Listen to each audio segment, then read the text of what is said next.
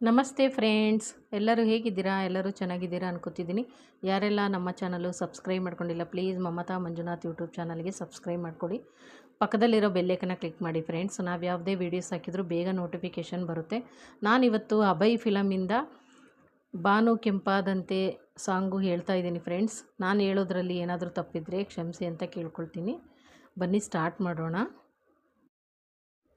ಬಾನು ಕೆಂಪಾದಂತೆ, ಗಾಳಿ ಇಂಪಾದಂತೆ, ತಾಜಾ ಅನುರಾಗ ಶುರುವಾಗುವ ಲಕ್ಷಣವೇ. ಬಾನು ಕೆಂಪಾದಂತೆ, ಗಾಳಿ ಇಂಪಾದಂತೆ, ತಾಜಾ ಅನುರಾಗ ಶುರುವಾಗುವ ಲಕ್ಷಣವೇ. ನೀನು ನೆನಪಾದಂತೆ, ಜೀವ ನವಿರಾದಂತೆ, ತಾಜಾ ಅನುರಾಗ ಶುರುವಾಗುವ ಲಕ್ಷಣವೇ.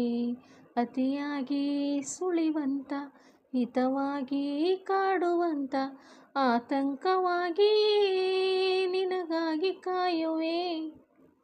ಬಾನು ಕೆಂಪಾದಂತೆ, ಗಾಳಿ ಇಂಪಾದಂತೆ, ತಾಜಾ ಅನುರಾಗ ಶುರುವಾಗುವ ಲಕ್ಷಣವೇ.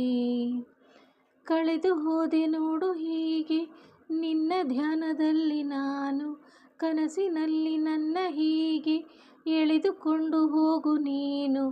ಇನ್ನು ಚೂರು ಕಾಯಿಸು, ಒಂದು ಚಿತ್ತಗಾಣಿಸು, ಮಿತಿಮೀರಿ ಹಚ್ಚಿಕೊಂಡು ಬಲವಾಗಿ ಮೆಚ್ಚಿಕೊಂಡು, ಮನಸ್ಸೊಂದೇ ಆದ ಮೇಲೆ ಮರೆಯಾಗಿ ದೂರ ಇರಲಾರೆ ಬಾನು ಕೆಂಪಾದಂತೆ, ಗಾಳಿ ಇಂಪಾದಂತೆ, ತಾಜಾ ಅನುರಾಗ ಶುರುವಾಗುವ ಲಕ್ಷಣವೇ. ಒಂದೇ ಮಾತು ನೂರು ಬಾರಿ ಹೇಳಬೇಕು ಎಂಬ ಆಸೆ, ಆದರೂ ಸಾಲದಾಗಿ ಹೋಯಿತೀಗ ನನ್ನ ಭಾಷೆ.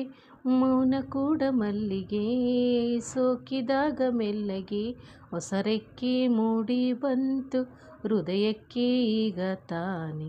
ಜೊತೆಯಲ್ಲಿ ಇಂದು ನಿನ್ನ ಖುಷಿಯಾಗಿ ಹಾರಿ ಬರಲೇನು ಬಾನು ಕೆಂಪಾದಂತೆ, ಗಾಳಿ ಇಂಪಾದಂತೆ, ತಾಜಾ ಅನುರಾಗ ಶುರುವಾಗುವ ಲಕ್ಷಣವೇ. ಅತಿಯಾಗಿ ಸುಳಿವಂತ, ಹಿತವಾಗಿ ಕಾಡುವಂತ, ಆತಂಕವಾಗಿ ನಿನಗಾಗಿ ಕಾಯುವೆ. ಥ್ಯಾಂಕ್ ಯು, ಧನ್ಯವಾದಗಳು ಫ್ರೆಂಡ್ಸ್.